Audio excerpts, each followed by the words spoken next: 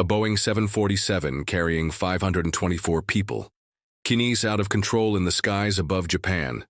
Alarms blare in the cockpit as the pilots desperately grapple with an aircraft, which seems to have a mind of its own. Oxygen masks drop from the ceiling and terrified. Passengers write last-minute notes to loved ones. What has caused the massive tail to explode off the aircraft? And will the pilots be able to coax their stricken plane back to the airport? This is the story of Japan, a Flight 12, Music 3 on the Cow. Evening of August 12, 1985. 59 passengers and 15 crew boarded a Boeing 747, operated by Japan Airlines at Tokyo's Haneda Airport. They were bound for Osaka, about an hour to the southwest. This route was one of the busiest in Japan, with thousands of people making the journey up and back every day. And on this day, Flight 123 was full to the brim. It was the beginning of the Japanese holiday season of Obon, and many of the passengers were making their annual trip back to their hometowns. They were not to know, as they stepped on board that evening, that the aircraft they were flying on was hiding a critical weakness, one which had been growing like a cancer for years, completely undetected today. Just minutes after takeoff, it would reach break-breaking point for the pilots. The flight was something special as well. Sitting in the captain's seat was 39-year-old First Officer Utaka Sasi. He would be acting as the captain for this flight under the watchful eye of the flight's actual captain with just under 4.00 hours of total experience to his name. Sahi was being promoted to captain on the 747. Having been first officer on it for the last 6 years on this flight, he would have to prove that he was ready for the upgrade. Sitting to his right and supervising him was 49-year-old veteran Captain Masami Takahama. Takahama had been flying since 1966, in which time he had accumulated over 12.00 hours of flying experience by this point. He had been flying the 747 for over a decade, and sitting behind the pilots at the flight engineer station was the third crew member, 46-year-old Hiroshi Fukata, had logged almost 10,000 flight hours in his time as a flight engineer and was highly experienced on the 747, having amassed almost 4.00 hours at this seat. Fukata had been flying all day. This was his third flight on this aircraft this evening. The other two pilots had joined him for this flight after swapping out with the previous crew. With this experienced crew, the passengers could not have been in safer hands. However, the emergency, or rather emergencies, that they would face on this day was something that the crew had never been trained for. At 5:06 that evening, Flight 123 pushed back from the gate at Tokyo.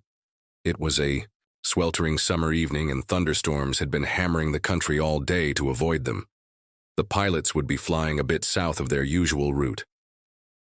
Over the sea, this flight would be a short one, so short that almost as soon as it reached its cruising altitude of 24.00 ft, it would begin descending again at 12 minutes past 6.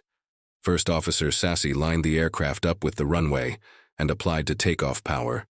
Within moments, the massive jet and its 524 passengers and crew were airborne. Flight 123 climbed out over Tokyo Bay and made a slow turn to the right towards Osaka. For the first few minutes, all went to plan. As the plane climbed, it began to pressurize. Air brought in by the engines was being fed into the cabin so that the air pressure inside the cabin was greater than the pressure outside. As the plane climbed and the air outside got thinner, the pressure difference between the air inside the cabin and the air outside the cabin grew greater and greater. The thin aluminum skin of the plane stretched ever so slightly as the air inside pressed against it. This happens on every flight, and this particular aircraft, which had been flying for 11 years, had gone through this cycle uneventfully over 12.00 times in the cockpit. The flight engineer monitored the cabin pressure as the plane climbed out, ensuring that the air remained breathable for the passengers. But what he didn't know, and what nobody on board knew, was that the bulkhead in the back of the plane, an umbrella-shaped structure which held in the pressurized air from the cabin, had a critical weakness years earlier while landing at Osaka. The plane had landed hard on its tail, causing significant damage to this bulkhead. The damage was so bad that the plane was grounded and extensive repairs were carried out. But the repairs to the bulkhead had not been carried out correctly. This meant that every flight since this incident as the plane climbed, and the air inside, the cabin pressed against the bulkhead. Tiny cracks began to grow, and now after 319 flights as the plane cruised high above the Pacific, this bulkhead catastrophe trally giveaway.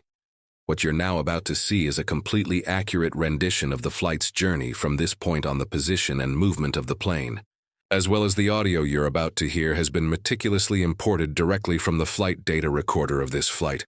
Pandemonium erupted on board as the pressurized air inside the cabin forced itself out of the hole which had now opened. Up in the rear of the plane, this wave of pressure blasted off a huge section of the aircraft's tail, including the rudder, the auxiliary power unit, and several other critical components and control systems in the passenger cabin. Everything that wasn't tied down was torn loose and propelled out the back of the plane by the torrent of air. Ceiling panels in the rear of the cabin were torn loose and flung back into the void as well. The passenger oxygen masks dropped immediately and the passengers scrambled to attach them to their faces in the cockpit. The cabin altitude alarm was blaring, alerting the pilots that the air inside the plane was now too thin to breathe. But as the pilots were about to learn that was the least of their problems, the captain decided that they had better turn back to Tokyo and land immediately. He set the transponder code to 770, the universal distress signal.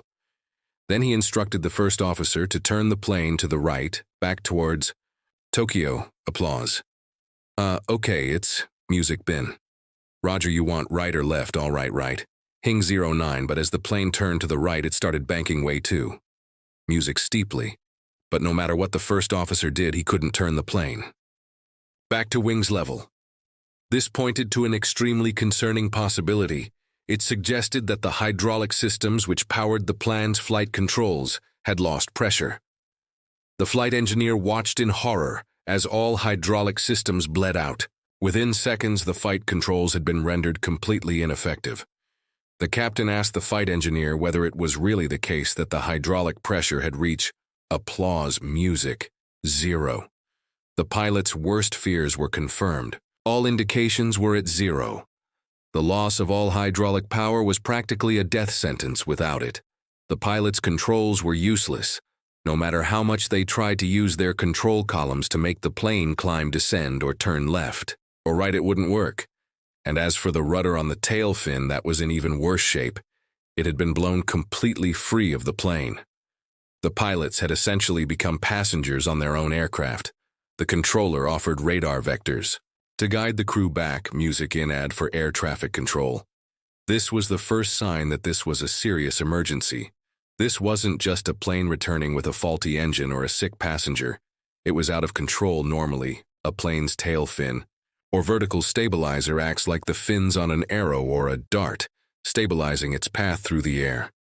Without it, Flight 123 began to swing from side to side like a falling leaf in a phenomenon known as Dutch roll. This was a nauseating movement for the passengers, many of whom began to feel ill on top of the terror from the decompression. And with the rudder now gone from the aircraft, the pilots had no way to stop this motion. But this side-side movement was not the only control problem. The pilots had without hydraulic power to move the plane's elevators. The pilots could no longer control the pitch of the aircraft. As a result, the plane began to enter a terrifying roller coaster cycle. First it pitched up and began climbing. But as it climbed, it lost speed and began to pitch back down and descend. Then as it descended, it gained speed and began pitching back up again. This sickening cycle is known as fugo motion, and it continued unabated with the plane gaining and losing thousands of feet with every cycle for the passengers. This was like something out of a nightmare. It was clear that the plane was in the most fundamental sense out of control. Manny began writing notes to loved ones. The flight attendants rushed around the cabin instructing the passengers on how to use the oxygen masks, while stopping to take breaths from the few spare masks hanging from the ceilings. This picture was taken by one of the passengers on board. The chaos in the cabin rings through here. You can see a flight attendant taking oxygen from one of the spare masks incredibly. In the cockpit, the pilots still hadn't donned their oxygen masks.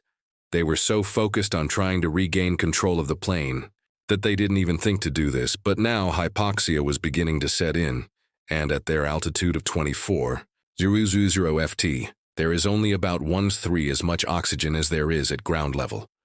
The pilot's focus was narrowing, and their ability to think critically was becoming impaired over the next few minutes. Discussion between the crew members became increasingly sparse. Tokyo Air Traffic Control called the flight, but the pilots were so mentally overloaded from the emergency and from hypoxia that they didn't respond to the controller's calls. The rest of the air traffic in the area continued on as normal, receiving their instructions from air traffic control to climb, descend, and change headings high above the Japanese countryside. The pilots of Flight 123 and their more than 500 passengers were on their own. There was, however, one part of the plane which the pilots could still control the engines, so the question was, how would they be able to use just the engines to control the movement of the plane? In theory, the pilots might be able to dampen the up and down motion of the plane by manipulating the engine power at just the right moments in the cycle. They could try to stop it from climbing too much by reducing the engine power as the plane entered a climb, and then increasing it again as the plane began descending. With a bit of trial and error, the pilots could try to get the timing just right and get the plane to fly within a much narrower range of altitudes. Once the pilots could stabilize the plane's altitude, they could then start thinking about ways to dampen the incessant and sickening rolling motion of the plane. The task ahead of them was monumental, with death staring them straight in the face. The three pilots, now dulled by hypoxia, would have to learn how to control their crippled aircraft precisely with nothing. More than their engines, their training on the 747 was extensive, and between them they had decades of flying experience. But this situation was beyond anything they had ever encountered, as the pilots tried their hands at this new way of controlling the plane. Tokyo Air Traffic Control chimed in with some options. The captain decided that he would rather return to Haneda than fly to Nagoya, which was closer. Haneda was bigger and had more extensive emergency services. If he could make it to a runway, it was going to be more of a controlled crash than an emergency landing. He would need all the help he could get. For his 509 passengers, the controller could hear the stress in the captain's voice, and to lighten his workload, he told him that he could now speak in Japanese. Meanwhile, the flight engineer spoke via interphone with the flight attendants in the back of the aircraft, trying to get a grasp of what had happened. At this point, the pilots were still completely in the dark about the nature of the damage to the aircraft. Applause, music, applause, music, music, applause, music. The stewardess told the flight engineer that the back of the plane had been damaged and that a baggage compartment had collapsed. Relayed this information to the pilots and also told them that the passengers were all wearing their oxygen masks, but the two pilots didn't respond by this point. They were hypoxic and so overloaded from their desperate attempts to control the plane that they couldn't process what he was saying. Their situation would have been dire even without hypoxia. But with it, it became nearly hopeless. The human brain makes up just 2% of the body's weight, but it uses 20% of its oxygen, and the brain area most sensitive to a reduction in oxygen supply is the cortex, the thin layer of cells on the brain surface. This part of the brain is responsible for higher-order functions like problem-solving and carrying out complex tasks. In other words, exactly the kinds of things the pilots needed in this emergency. The flight engineer continued to try to get through to the captain, pressing him on the KNE to start an emergency descent. Applause, music. This time the pilots responded, and they agreed they needed to put on their oxygen masks and start descending immediately. But this is not what happened. Unable to think clearly, the crew continued their fruitless battle with the aircraft's controls. But on one front, they had made some progress by carefully timing their movements of the thrust levers. The pilots had managed to dampen the severe fugo motions of the plane. It was still following the up-down cycle, but not as dramatically as before. This was a significant improvement in their situation and a source of hope for the crew. They had now proven that they could control the altitude of the plane at least to some extent using just the engines, but they would have to do a lot more than just maintain altitude. if they were to make it back to an airport. Japan Airlines contacted the pilots and asked them about their whereabouts. They had received word from air traffic control that the plane was in distress, quite how much trouble it was in. Though they had no idea, the flight engineer told them that the right-hand door at the back of the aircraft had broken, perhaps fallen off the aircraft as it happened. This wasn't the case, but it was all he could glean from his instruments as he tried to make sense of the aircraft's widespread failures. Music, music, music, music, only right, music. But at that moment, the flight was not in an emergency descent. In fact, it hadn't descended at all. The plane was still cycling up and down between 20,000 FT and 25,000 FT. Passengers sitting on the right-hand side of the plane could see Mount Fuji passing by beneath them, and just beyond it, the sprawling metropolis of Tokyo. It was so tantalizingly close and yet at the same time impossibly out of reach. If the crew were going to get back to the airport, they would need to descend. The first officer pushed the control column fully forward with all of his strength, but it was no good. It seemed that no matter how hard they tried, the pilots couldn't get the plane to descend to have any hope. They would need to try something different. That's when the flight engineer had an applause idea. It was a good idea. Lowering the landing gear would slow the plane down, which would help it descend. It was unorthodox, but put mildly. So was everything else on this flight.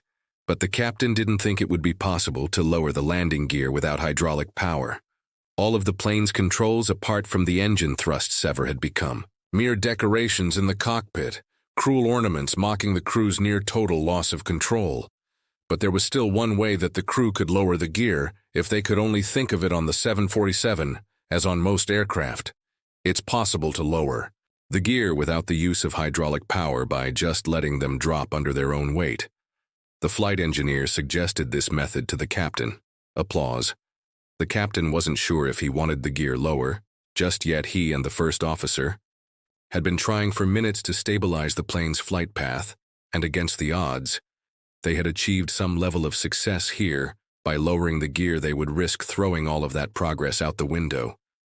But in the end, the captain knew they had no choice. They would have to lower the gear at some point anyway. So why not now? The pilots tried the alternate gear extension method. Slowly but surely, the 747's massive landing gear began to drop into the slipstream. A few moments later, they were down and locked into place. But dynamically, the results were mixed.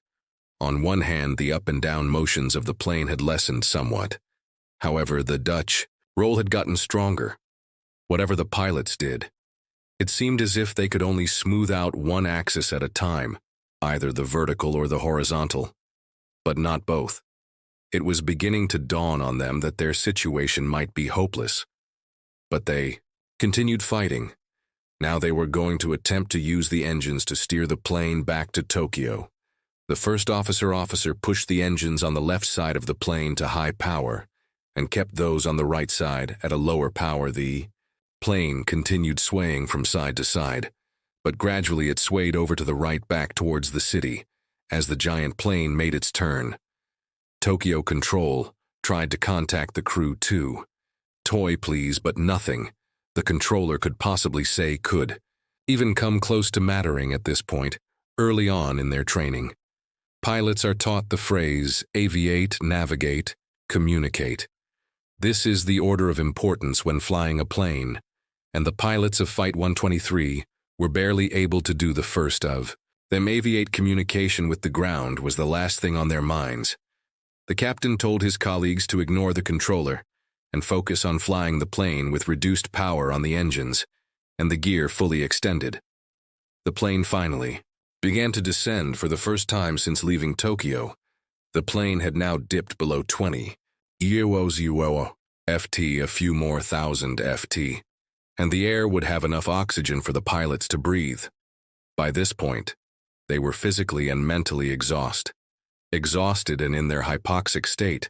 They didn't think to switch which thrust levers were producing high power in order to stop the turn when they started to point towards Tokyo, rather than switching them around and pushing the right-hand engines to a higher thrust setting. They had simply reduced thrust to all of the engines the turn they had. started with the intention of heading back to Tokyo, now simply continued all the way around in the cabin. The passenger's oxygen supply was beginning to run out. If the pilots couldn't get the plane down to 10, soon, they too would become hypoxic on the ground. Shocked onlookers watched as a 747 keened through the sky above them. Some people took photos of the aircraft.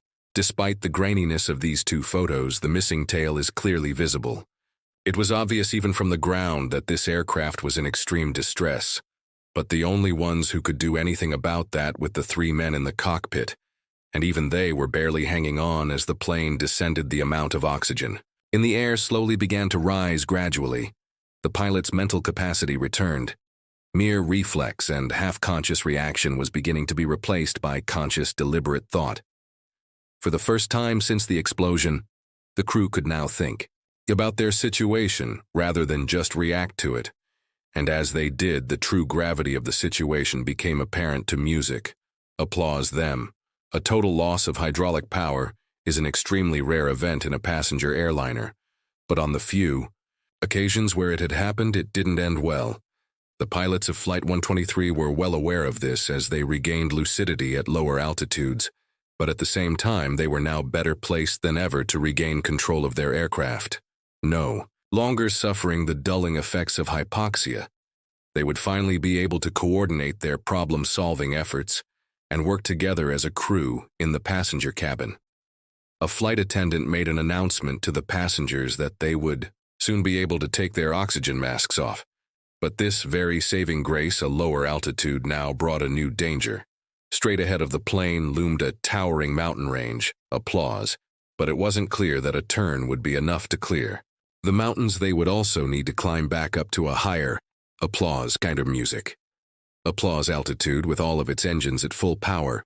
The plane entered a steep climb, so steep that there was a risk that it would lose speed and stall.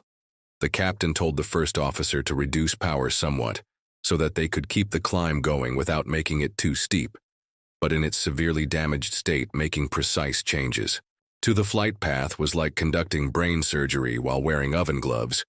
Controlling the pitch of the aircraft using engine power alone was an incredibly crude technique, but it was the only option the pilots had. But within just a few seconds, the aircraft had lost a huge amount of speed. If it lost any more, it could stall and fall from the sky.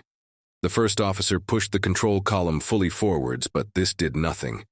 He then pulled the engines almost back to idle. And finally, the plane began to pitch down, but it was too much. The gigantic aircraft, now flying at just 9.0 FT, entered a terrifying dive. Applause. Music. Applause. The pilots pushed the 4 throttles fully forwards in a desperate attempt to power the plane out of its dive. They were now perilously close to the mountains, which began to block out the evening sun. As the plane got lower and lower in the midst of this fight for survival, Tokyo Control tried to contact the aircraft individual using the selective calling system, which rang ominously in the cockpit as the pilots battled for control. With full power to the engines, the plane now entered a rapid climb, the steepness of which the pilots had never experienced. The nose was fully 40 degrees above the music horizon. Then as the airspeed rapidly bed off, a new warning joined. The stick shaker vibrated the pilot's controls violently, alerting them to an impending music on applause. Music, music, applause. Music stall once again. The plane entered a horrifying plunge. Music and applause. Applause. The pilots knew that this couldn't go on forever.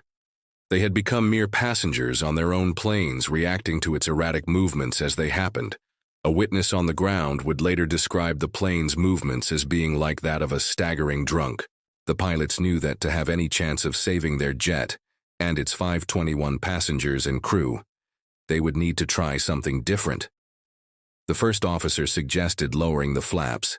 These would allow the plane to fly at lower speeds, reducing the risk of stalling. There was also a chance that they would provide some much-needed stability to the plane's flight path.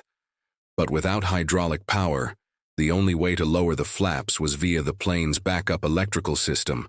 The pilots activated this system and began lowering the flaps at a snail's pace, powered by the electrical system. rather than the immensely more powerful hydraulic system. The plane's flaps began to extend. The first officer continued his Herculean efforts to bring the giant aircraft under control. And this time it seemed to be working. By carefully timing his movements of the thrust levers, he had managed to arrest the plane's roller coaster motion.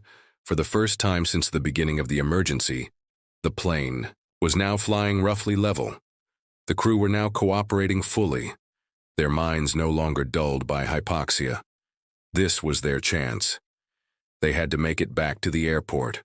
Now. The pilots contacted Tokyo, approach control. But they were so disoriented from the plane's violent movements that they had completely lost track of where they were. How far were they from Tokyo? Now where would they have to point the plane to get back there? The flight engineer asked the controller. Applause. Music. Music. They were 55 mil northwest of Haneda. Not that far for a 747. They could cover that distance in a matter of minutes. If they could turn their plane around and head towards Tokyo, there was a chance that they would be able to make it back in, and given their newfound stability, this was beginning to look possible. The first officer pushed the throttles forwards to counteract the drag that the flaps were now creating, but the flaps, which initially helped the pilot stabilize the plane, now slowly began to turn against them. Rather than stopping at a certain point, the flaps continued to extend, and as they did, the flaps on the left wing began to extend further than those on the right wing. This created more lift on the left-hand side of the plane, pulling that wing skywards and putting the aircraft into a gradual right-hand turn degree by degree. The pilot's hard-won control was beginning to slip away from them as the plane banked to one side. The captain called for the flaps to be lowered further to 10 degrees. He didn't realize it, but by this time the flaps were already at 15 degrees and were continuing to drop even further. Second by second, the imbalance between the flaps on the left and right wing only became greater. The first officer pushed the thrust levers forwards, but for some reason, he pushed the ones on the left side to a higher power than the setting for those on the right-hand side. None of the crew noticed this, and the plane began tipping over. Music. The plane was now on its side and slipping rapidly towards the mountains below. From this low altitude, there was little space to recover. The aircraft began diving at over 18,000 ft per minute, 10 times the normal rate of descent. Instinctively, the pilots pulled fully back in the controls with all of their might. But it was too late. The right wing tip and his outermost engine hit a mountain ridge and were ripped off. The plane spun onto its back and kenned into the mountainside at hundreds of km/h.